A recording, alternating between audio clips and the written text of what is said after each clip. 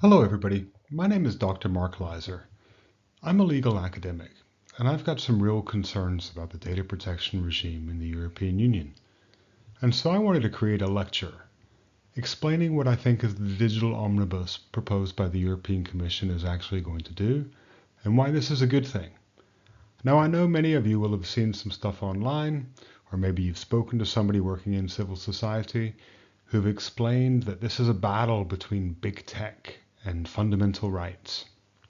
Well, I teach fundamental rights.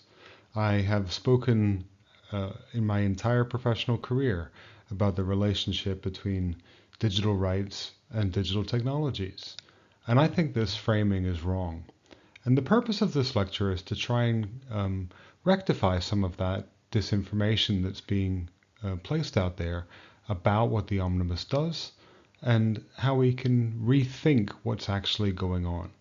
So sit back, watch my video. Hopefully you'll take something away from it and we can get a better understanding of why the meaning of personal data is so important. Welcome. This lecture defends a simple proposition. Legal certainty in the meaning of personal data, something I call the GDPR's trigger, is not an attack on fundamental rights. It is one of the things that makes fundamental rights governable. The digital omnibus debate is too often presented as a morality play. On one side, rights, on the other, innovation, competitiveness, or big tech. That framing is seductive because it's so simple. It is also wrong. The real question is legal architecture. Can the GDPR still explain in a predictable way when it applies? Can obligations still scale by risk after that point? And can the wider EU digital rulebook work when the GDPR is used as the default trigger for almost every digital concern? My answer is yes, but only if we stabilize the perimeter. A system that cannot clearly explain when it applies is not a stronger system. It is a less governable one. That is the line I want you to keep in mind throughout this lecture. I am not arguing that data protection should become weak. I'm arguing that data protection becomes weaker when it is asked to do everything, everywhere, all at once without a stable threshold. The omnibus is therefore not just a simplification file. It is a trigger logic debate. The stakes are legal certainty, proportionality, institutional balance, and the coherence of the wider digital acquis. Let us begin with the misframing. The status quo position sounds protective. Keep personal data broad. Keep the GDPR maximally engaged, and rights will be safer. But that assumes that broader is always better. It assumes that the safest law is the one with the most expansive trigger. That assumption is false. Rights need a trigger. Before we can talk about legal bases, safeguards, rights of access, data minimization, purpose limitation, or DPAs, we must first know whether the GDPR is engaged. If the trigger is unstable, everything downstream becomes unstable as well. The status quo is therefore not neutral. It is not a calm constitutional baseline. It is a world in which soft law, enforcement signaling, litigation risk, and compliance folklore keep pushing the safe default outward. Organizations are told implicitly or explicitly that the safest answer is always to treat the data as personal, always to assume identifiability, always to assume the broadest plausible scope. But that is not the same thing as better protection. It is often defensive compliance. It is often performative compliance. It channels energy into threshold disputes that should have been settled by law and away from genuinely risky processing. The wrong question is, how broad can the scope become? The right question is, how can protection remain governable in practice? This matters especially for smaller firms, researchers, public bodies, and public interest projects. The largest incumbents can survive ambiguity. They have the lawyers, they have compliance teams, the documentation machinery, and the risk appetite to operate in legal fog. Smaller actors do not. So when we defend ambiguity as if it was the same thing as rights protection, we should ask, who actually benefits from ambiguity? Very often, the biggest winners from legal uncertainty are the actors with the biggest legal budgets. That is why I do not accept the status quo frame. The choice is not rights versus innovation. The choice is governable protection versus drift, and fog is not a fundamental right. Now to the core of the argument. The GDPR was designed as a risk-based framework, but a risk-based law needs a stable trigger. Once the GDPR applies, its obligations can and should scale by context, purpose, severity, likelihood, sensitivity, and harm. That is the logic of the regulation. Risk is everywhere in the architecture, but a risk-based system cannot work properly if it cannot say with sufficient legal certainty when the system starts. This is where Recital 26 matters. It does not ask us to imagine every theoretical possibility of identification. It asks us to consider all the means reasonably likely to be used, taking account of objective factors such as time, cost, technology, and technological development. That is not absolutism. It is contextual legal reasoning. The case law has the same structure. Novak confirms that the concept of personal data is broad. Breyer reminds us that identifiability depends on realistic means available in context. The EDPS versus SRB, the Single Resolution Board litigation, matters because it shows why perspective matters at the threshold. Pseudonymized data may be personal for one actor and not for another, depending on who has the key, who has the route to enrichment, who has the legal or technical means, and who can realistically re-identify. That is not a loophole. That's how legal standards work. Let me make it concrete. Imagine three actors. Actor A is the original controller. It holds the raw data and the key. For A, the dataset is personal. Now actor B receives a carefully pseudonymized dataset. B has no key, no enrichment route, no legal right to obtain the key, strong contractual restrictions, technical separation, and no realistic means of re-identification. For B, the legal analysis may be different. Actor C receives the same dataset, but also has market data, device graphs, user accounts, or other enrichment pathways. For C, identifiability may be realistic. The same test produces a different result because the facts are different. That is not fragmentation. Fragmentation would be different legal tests. What I'm defending is one legal test applied honestly to different factual positions. Actor relative reasoning must never become actor isolated reasoning.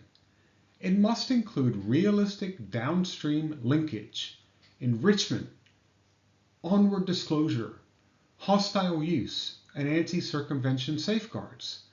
If a recipient can realistically re-identify, or if the transfer design creates a foreseeable route to re-identification, the law should count that.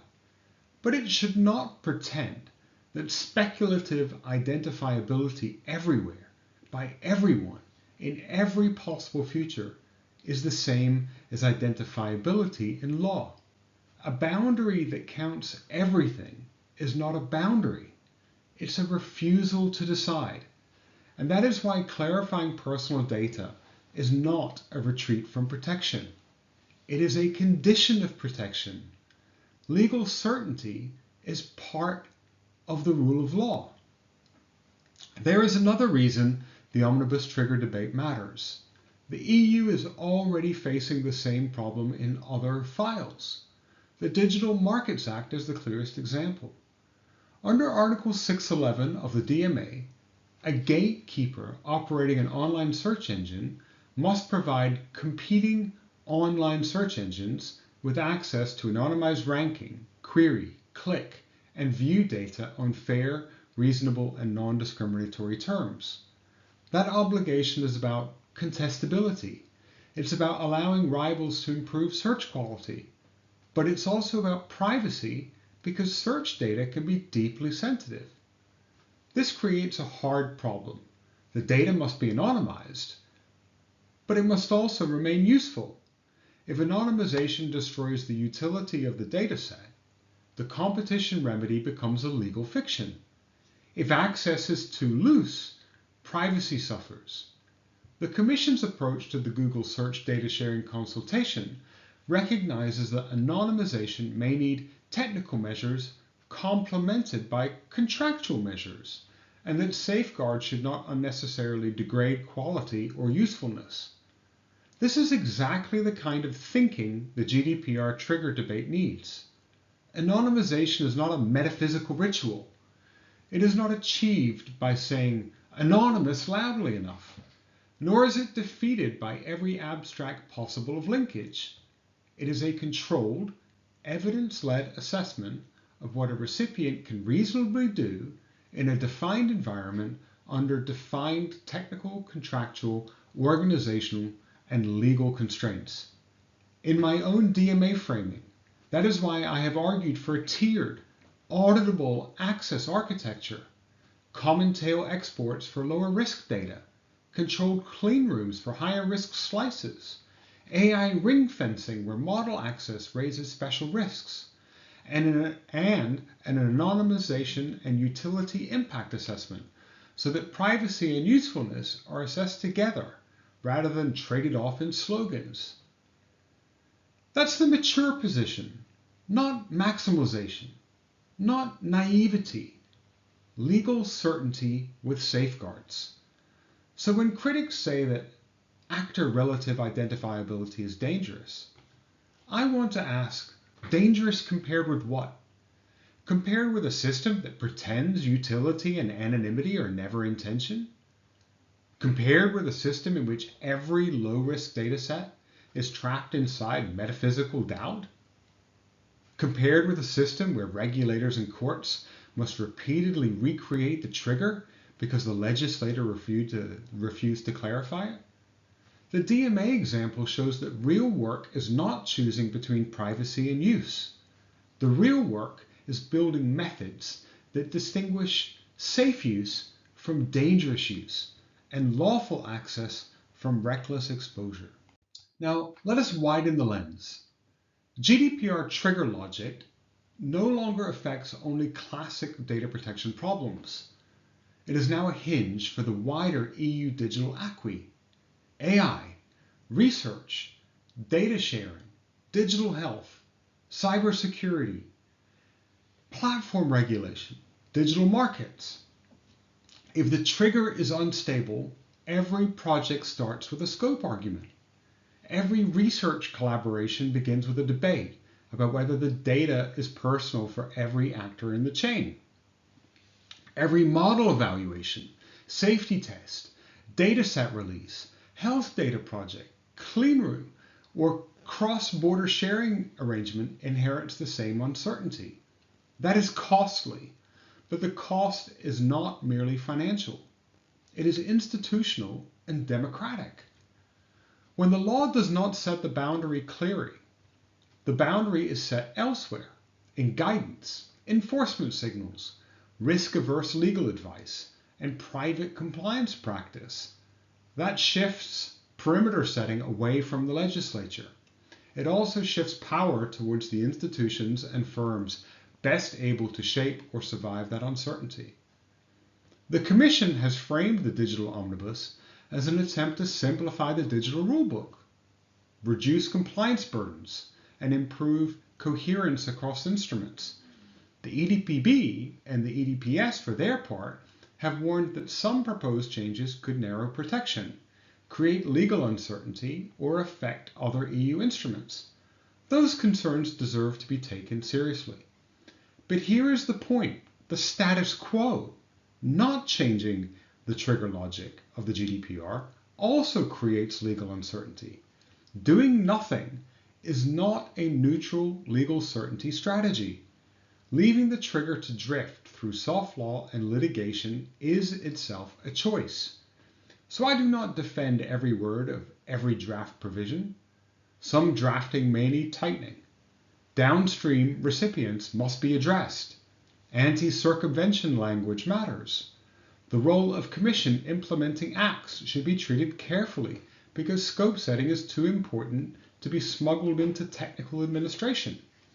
But those are reasons to improve legislative clarification, not reasons to abandon it. AI and research are especially vulnerable to trigger instability. If every model development, model evaluation, and research reuse environment is forced through an undifferentiated personal data lens, we end up with the wrong debate.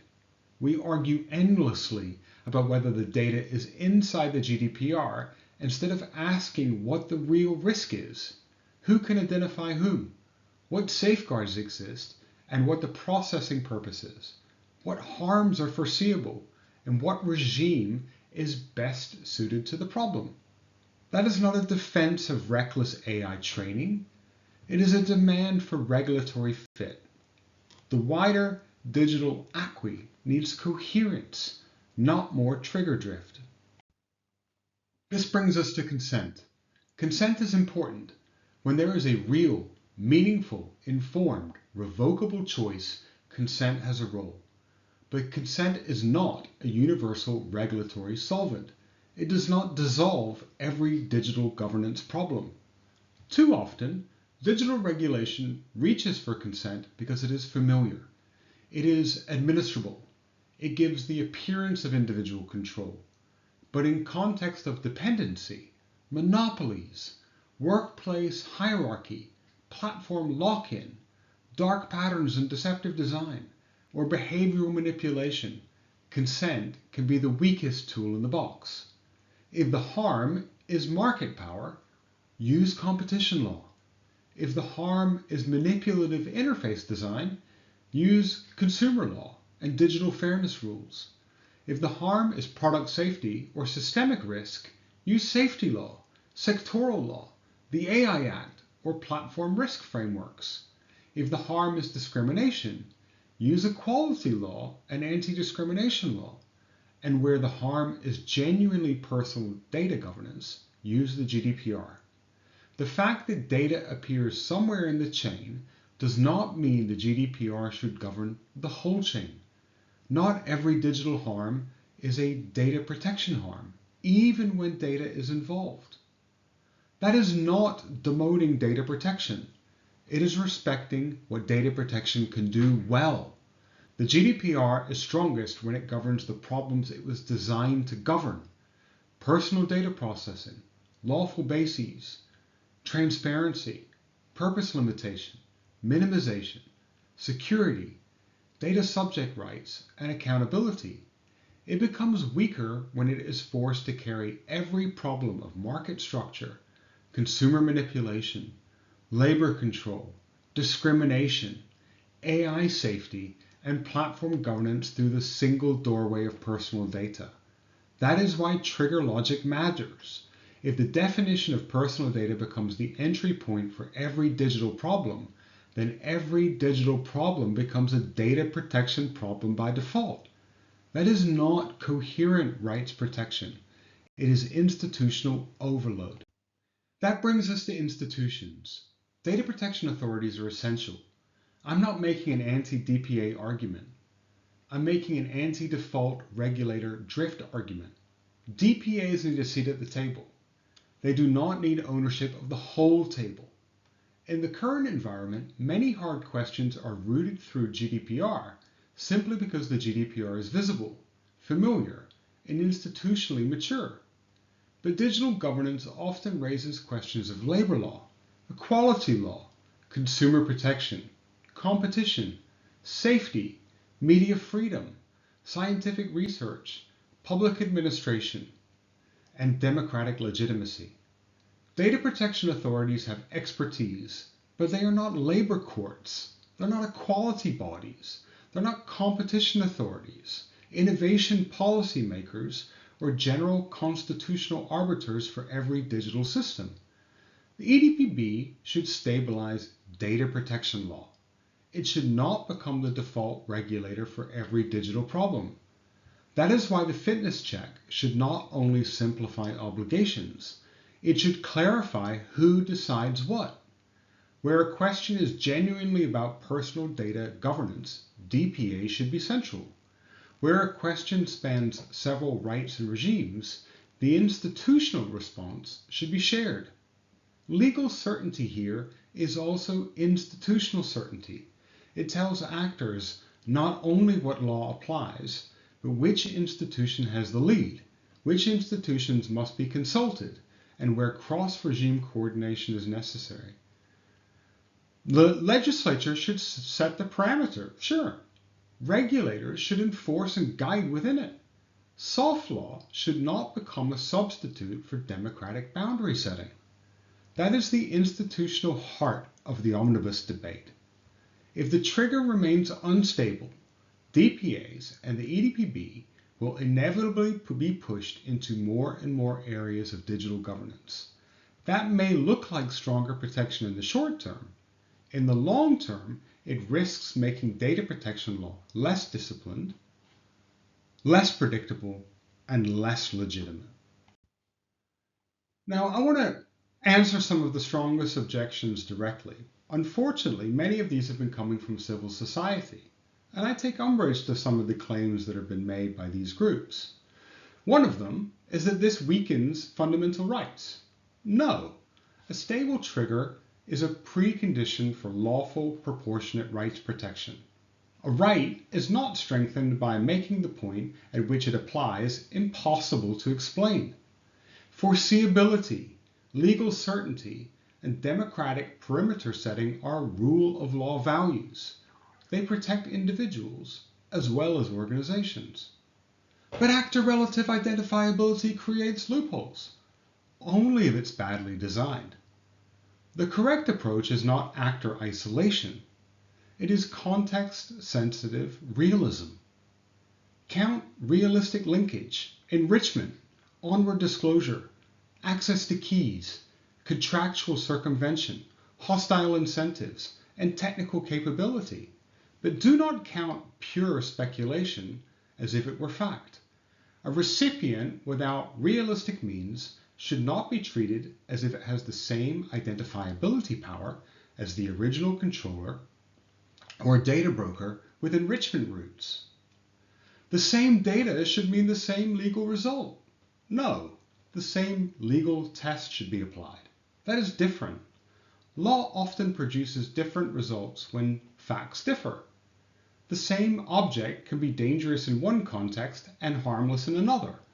The same statement can be defamatory in one context and privileged in another. The same data set can be personal to one actor and not personal to another because the actors do not stand in the same factual position.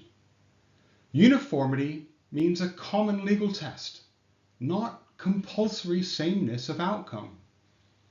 But Mark, you're prioritizing competitiveness over rights. No, bad legal design harms both. It harms rights because it diverts attention from high-risk processing and makes obligations harder to explain. It harms competitiveness because ambiguity taxes lawful data use before innovation even begins. And it often favors incumbents because they are the best placed to absorb that uncertainty. The point is not to trade rights away for innovation. The point is to make rights protection credible, targeted, and enforceable. DPAs should decide these questions. DPAs should enforce data protection law and provide expert guidance, but the legal perimeter belongs to the legislature. If the practical scope of the GDPR is set mainly by guidance, enforcement posture, and compliance folklore, then democratic accountability is weakened. Legislative clarification is not an attack on regulators. It is a way to give regulators clearer and more legitimate mandate. You're cherry-picking case law. No, the case law is not one-directional. Novak confirms breadth. Breyer confirms contextual identifiability. SRB confirms that perspective and means matter. WhatsApp versus EDPB reminds us that powerful institutional decisions remain reviewable. The court has not said that identifiability is absolute in every context for every actor. The discipline is to read the cases together, not to turn one part of the doctrine into a slogan. And finally, the broadest reading is safest. Again, not necessarily. An engulfing trigger can make law less coherent, not more protective. It can make every issue look equally urgent. It can turn data protection into the law of everything. And once everything is inside the same frame, the system loses the ability to prioritize. Frustrated about the lack of enforcement? Maybe it's because the scope of data protection law has become too big. That is the deepest danger of conceptual maximalism. It does not merely expand protection, it can drain protection of focus. So where does that leave us? The real choice is governable protection or perpetual drift. The first priority is to stabilize the trigger of personal data. Without a stable threshold, rights and compliance both become less intelligible. The second priority is to recover regulatory fit beyond consent. Different harms require different legal tools. The third priority is to re-anchor the EDPB with a clearer institutional perimeter. Shared governance beats default regulator drift. The fourth priority is to refocus enforcement on genuinely risky processing. Threshold disputes should not consume the whole agenda. So I want to end where I began. Legal certainty is not the enemy of rights. It is one of the things that makes rights governable in practice. The broadest possible definition of personal data is not automatically the most rights protective definition. Sometimes it is a refusal to distinguish. Sometimes it shifts power from legislation to guidance. Sometimes it entrenches the actors with the largest compliance budgets. Sometimes it turns data protection into a bottleneck for problems better handled by other legal regimes. A mature rights system needs boundaries, not because rights are unimportant, but because they are important enough to be made intelligible, enforceable, and democratically grounded. So the message for the omnibus is this: stabilize the trigger, preserve safeguards, recover regulatory fit, restore institutional balance, and keep repeating the line: a system that cannot clearly explain when it applies is not a stronger system. It is a less governable one. Thank you for spending 30 or so minutes with me to understand more about the trigger logic of the GDPR and why the Digital Omnibus is so important to create legal certainty, not just for when the GDPR applies or becomes active in the regulation of personal data, but for rethinking our entire rulebook for regulating digital technologies. My name is Dr. Mark Leiser. Bookmark and share this video, and come back again to see other videos like this and to help explain why I think the Digital Omnibus is so important.